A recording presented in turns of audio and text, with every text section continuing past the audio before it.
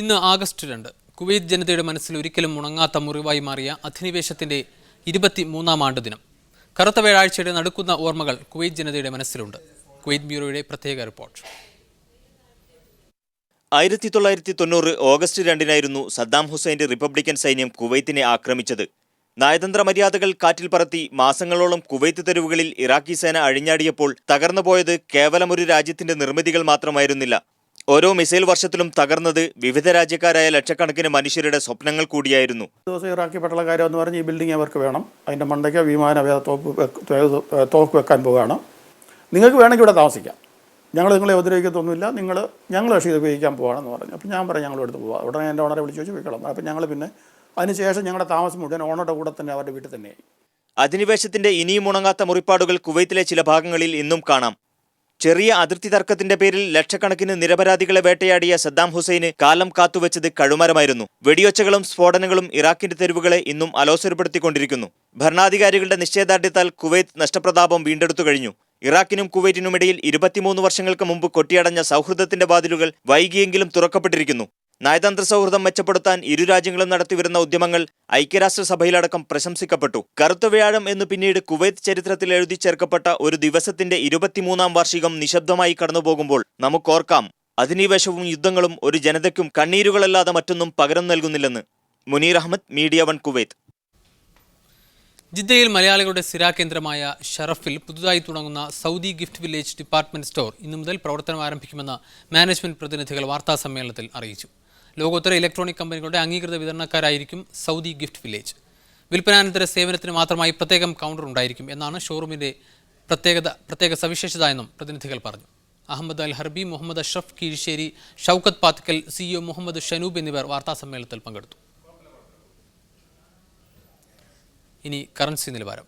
Saudi റിയാൽ 16.29, UAE ദിർഹം 16.63, Kuwait ദിനാർ 214.41, Bahrain ദിനാർ 162.07, Qatar റിയാൽ 16.78, Oman റിയാൽ 158.70. പ്രശസ്ത സംഗീതജ്ഞൻ V Dakshinamurthy അന്തരിച്ചു. ചെന്നൈയിലെ മൈലാപ്പൂരിലെ വീട്ടിൽ വെച്ചായിരുന്നു അന്ത്യം. ദക്ഷിണാമൂർത്തിയുടെ അന്ത്യത്തോടെ 80 വർഷം സംഗീതത്തെ ഉപാസിച്ച പ്രതിഭാധനെയാണ് സംഗീത ലോകത്തിനിപ്പോൾ നഷ്ടമായിരിക്കുന്നത്.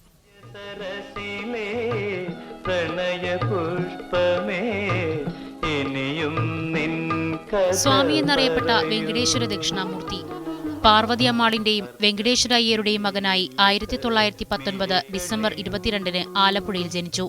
കർണാട്ടിക് സംഗീത ശാഖയുടെ ആചാര്യനായി അറിയപ്പെടുന്ന ദക്ഷിണാമൂർത്തി മലയാളം, തമിഴ്, ഹിന്ദി ഭാഷകളിൽ സംഗീത സംവിധാനം നിർവഹിച്ചു. 125 ചിത്രങ്ങളിൽ സംഗീതം നൽകി. സ്വാമി ത്യാഗരാജ കീർത്തനങ്ങളിൽ അഗ്രഗണ്യനായിരുന്നു. അമ്മ പാർവതി അമ്മാളാണ് മൂർത്തിയെ സംഗീത ലോകത്തേക്ക് കൈപിടിച്ചുയർത്തിയത്. തിരുവനന്തപുരം വെങ്കടാചലം പോറ്റിക്ക് കീഴിലാണ് സംഗീതം അഭ്യസിച്ചു തുടങ്ങിയത്. പ്രശസ്ത ഗായകൻ KJ യേശുദാസ് ഉൾപ്പെടെയുള്ളവരുടെ സ്വരമാധുര്യത്തെ അതുല്യതയിലേക്ക് ഉയർത്തിയത് സ്വാമിയുടെ ഈണങ്ങളായിരുന്നു. നല്ല തങ്ക എന്ന ചിത്രത്തിലാണ് ആദ്യ സംഗീത സംവിധാനം. മികച്ച സംഗീത സംവിധായകനുള്ള കേരള സംസ്ഥാന സർക്കാരിന്റെ ചലച്ചിത്ര പുരസ്കാരം, 1998 JC ഡാനിയൽ പുരസ്കാരം, 2003 സംഗീത സരസ്വതി പുരസ്കാരം, 2013 സ്വാതി തിരുനാൾ പുരസ്കാരം എന്നിവയാണ് പ്രധാന പുരസ്കാരങ്ങൾ. വിവിധ ഭാഷകളിലായി 859 ഗാനങ്ങളാണ് സ്വാമി ചിട്ടപ്പെടുത്തിയത്. സിനിമയിലെ സംഗീത സംവിധാനത്തിൽ നിന്നും വിരമിച്ചെങ്കിലും കർണാടിക് സംഗീതത്തിൽ സജീവമായി തന്റെ സംഭാവനകൾ അർപ്പിച്ചുവരികയായിരുന്നു ജീവിതത്തിന്റെ അവസാന നാളുകളിലും ഇദ്ദേഹം. മിഴികൾ സാക്ഷി ചിത്രത്തിലാണ് അവസാനമായി സംഗീത സംവിധാനം നിർവഹിച്ചത്. നന്മകൾ പൂവിട്ടു പൂജിക്കുമാലയം ദേവാലയം. News desk, media 1. മന്ത്രിസഭാ പുനഃസംഘടന സംബന്ധിച്ച് ദിവസങ്ങൾ നീണ്ട ചർച്ചകൾക്കും അഭ്യൂഹങ്ങൾക്കും വിരാമം. ഉമ്മൻചാണ്ടി മന്ത്രിസഭയിലേക്ക് താനില്ലെന്ന് രമേശ് ചെന്നിത്തല അറിയിച്ചു. KPCC പ്രസിഡന്റായി തുടരാമെന്ന തന്റെ തീരുമാനം സോണിയാഗാന്ധി അംഗീകരിച്ചു. പാർലമെന്റ് തെരഞ്ഞെടുപ്പ് മുന്നിൽ കണ്ട് പാർട്ടിയെ ശക്തിപ്പെടുത്താനുള്ള ശ്രമവുമായി മുന്നോട്ടു പോകുമെന്നും അദ്ദേഹം മാധ്യമങ്ങളോട് പറഞ്ഞു. അതേസമയം ഇനിയും അപമാനിതനാവാൻ താനില്ലെന്ന് സോണിയാഗാന്ധിയെ രമേശ് ചെന്നിത്തല അറിയിച്ചു. നേരത്തെ ഉപമുഖ്യമന്ത്രി പദം സംബന്ധിച്ച് മുസ്ലിം ലീഗ് പഴയ നിലപാടിൽ ഉറച്ചു നിന്നതോടെ ചർച്ചകൾ വഴിമുട്ടിയിരുന്നു. ഇതേ തുടർന്ന് സോണിയാഗാന്ധി അടിയന്തരമായി രമേശ് ചെന്നിത്തലയെ വിളിപ്പിച്ചു. സോണിയാഗാന്ധിയുമായുള്ള കൂടിക്കാഴ്ചയ്ക്ക് ശേഷമാണ് രമേശ് നിലപാട് വ്യക്തമാക്കിയത്. വയനാട് വെള്ളമുണ്ടയ്ക്കടുത്ത് മുതകരയിൽ 5 പേർ സഞ്ചരിച്ച കാർ പുഴയിലേക്ക് മറിഞ്ഞ് 3 പേർ മരിച്ചു. പാണ്ടിക്കടവ് സ്വദേശികളായ അരീക്കപ്പുറത്ത് ഹസൻ ഹാജി, കുഞ്ഞബ്ദുള്ള, മൊയ്തു എന്നിവരാണ് മരിച്ചത്. കാറിലുണ്ടായിരുന്ന ചന്ദ്രൻകണ്ടി സിദ്ദീഖിന് വേണ്ടിയുള്ള തിരച്ചിൽ തുടരുന്നു. ഒരാൾ രക്ഷപ്പെട്ടു.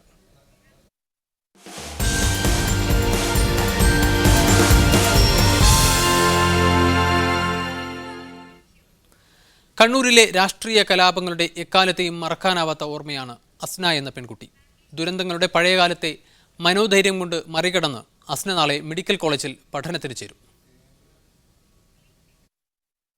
അസ്നയെ ഓർമ്മയില്ലേ? കണ്ണൂരിന്റെ കലാപരാഷ്ട്രീയത്തിന്റെ ഏടുകളിൽ കാലം കുറിച്ചിട്ട കറുത്ത പൊട്ടുകളിൽ ഒന്നായിരുന്നു അസ്ന എന്ന പെൺകുട്ടി. 2000 സെപ്റ്റംബർ 27-നായിരുന്നു RSSകാരുടെ ബോംബേറിൽ അസ്നയുടെ കാൽപാദം അറ്റുപോയത്. അന്ന് 1ാം ക്ലാസ് വിദ്യാർത്ഥിയായിരുന്നു അസ്ന. വലതു കാൽമുട്ടിന് താഴെ വെച്ച് മുറിച്ചു മാറ്റപ്പെട്ട അസ്ന മാസങ്ങളോളം നീണ്ടുനിന്ന ചികിത്സയ്ക്ക് ശേഷമാണ് ജീവിതത്തിലേക്ക് തിരിച്ചുവന്നത്. പിന്നെ കൃത്രിമക്കാലുമായി അസ്ന ജീവിതത്തിലേക്ക് ജയിച്ചു കയറി. SSLCക്കും +2-നും 80% മാർക്ക് വാങ്ങി ജയിച്ച അസ്ന നാളെ കോഴിക്കോട് മെഡിക്കൽ കോളേജിൽ MBBSന് ചേരും. തന്നെ സ്നേഹിച്ച എല്ലാവരെയും ഓർമ്മിച്ചുകൊണ്ട്.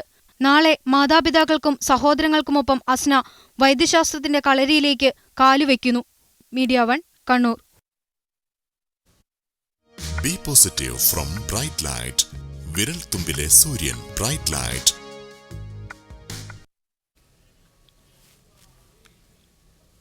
പ്രധാന വാർത്തകൾ ഒരിക്കൽ കൂടി.